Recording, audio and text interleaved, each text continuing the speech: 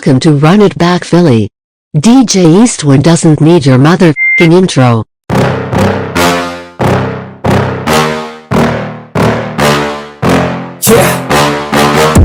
Please tell me that I can't, that I won't, that I fail, that I'll never make it out, yeah. Please tell me all the bad, the good, fill my head full of every single doubt, yeah. Please say any negative thoughts, I pop off when I hear people say I cannot. I get off to the thought of proving everyone wrong, I won't stop to the top. So you like some of these things tie in here. So the top 5 things the Sixers need to do in the offseason. My number one.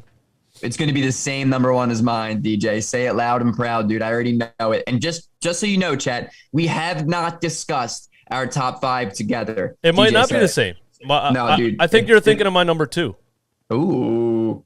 My number 1, and I still have faith that this will happen, is the Philadelphia 76ers absolutely have to fire Doc Rivers. Dude, I've told you it's number 1. Oh, okay. Obviously. They had it's going nowhere. The lack of development, his refusal to adjust, not just throughout a season, but in the middle of a playoff series.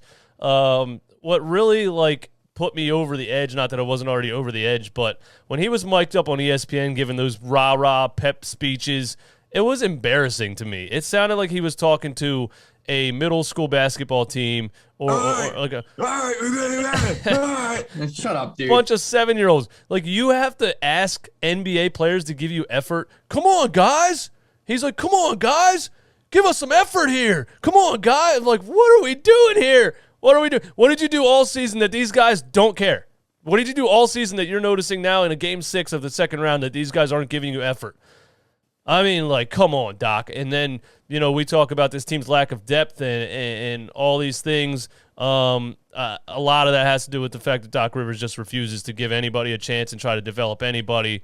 I look at guys like Jericho Sims of the New York Knicks. I look at guys like just so many young guys that got a chance, got the 5, 6, 7 minutes on the court, and the coach said, hey, look, this guy can give us some plus minutes, so let's throw him in the rotation. Charles Bassey could have been one of those guys the whole season. Paul Reed, of course, was one of those guys the whole season that didn't get a shot until Doc said, hey, Joel's out. We're going to play my best friend DeAndre Jordan whether you like it or not. And then a voice came down from probably Josh Harris's yacht phone and said, get him off the court, bro. I don't care what your name is, Mr. Rivers, get him off the court. So he put Paul Reed in there, and it turned out to be the right move, and then he went with him moving forward, and it's another thing that he did that was no, and then he's like, okay, you guys are right, I'm going to do that. But I'm not going to admit that I was wrong, though. I'm going to make it sound like it was my idea. There's just too many things. I don't see anything next year happening better than it did this year with Doc Rivers. So, of course, Daryl sitting next to him in that press conference said he's going to be back next year. I think there has to be a call from upper management that says, listen, guys, I know you guys have a reputation, and I know you're respected, but I'm in charge here at the end of the day, and get rid of him. Dude, what's the furthest state from Pennsylvania in the United States of America? I would say Hawaii. Landlocked, you dick. California.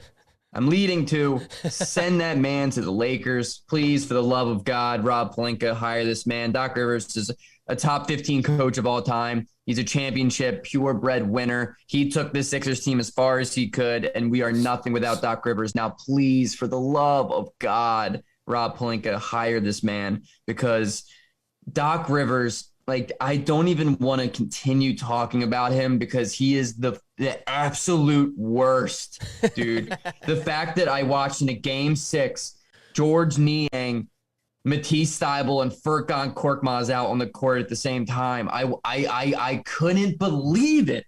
This man has trusted his rotations that clearly have proven time in and time out that they do not work from the first game of the year, and which is they don't work, and he goes right back at him over and over and over and over again because he's just the most arrogant, unattentioned asshole I've ever come across. Somehow in my lifetime, I found a Sixers coach that I hated more than Brett Brown. And of course, it's the one right after Brett Brown. This guy is the worst. I never want to see him again. He makes everything miserable. He tries so hard to get as many wins as he can in the regular season. But then when the playoffs come around, he just doesn't coach.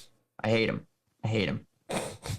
All right, our number ones are the same. What do you think in the chat? Does anybody in the chat think that Doc Rivers should return next season? I mean, it just doesn't.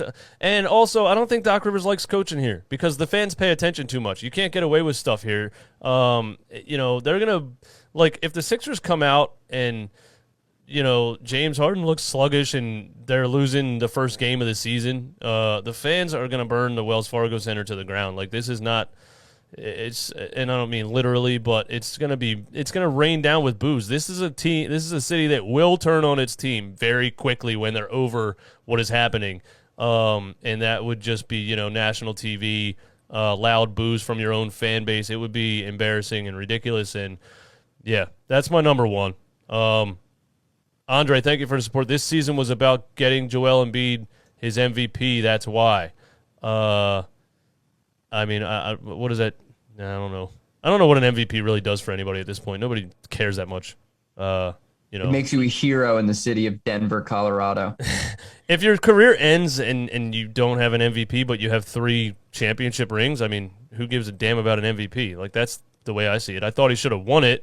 I thought it was weird that Jokic won 2 in a row, because it's really hard for players to win 2 in a row. Like, if you're going by who the best player in the league is, LeBron James should have 11 of them back to back to back to back to back. I was going to say in a row. Yeah, so, you know, it is what it is. But I don't think the MVP is that important. Daniel Hilt says only way he stays is if they want to run it back.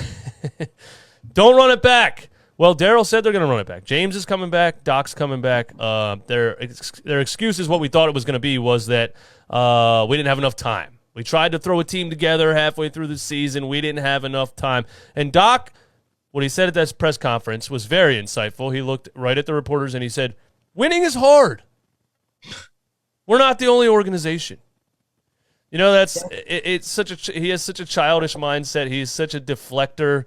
That was like, you know, a 9-year-old getting an F on his math test and coming home and his mom being angry at him and him looking at his mom and saying, well, there's like 5 other kids that got Fs in the class. You know, it's not just me.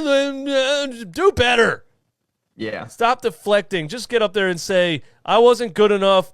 My guys weren't ready. I need to do a better job. Like, at least, you know, Doug Peterson and I've heard crappy coaches my whole life at least acknowledge that they weren't good enough. He'll never do that. But anyway, number 2.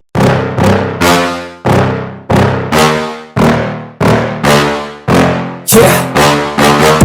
Please tell me that I can't, that I won't, that I fail, that I'll never make it out, yeah. Please tell me all the bad and the good, fill my head full of every single doubt, yeah. Please say any negative thoughts, I pop off when I hear people say I cannot. I get off to the thought of proving everyone wrong, I won't stop to the top, so you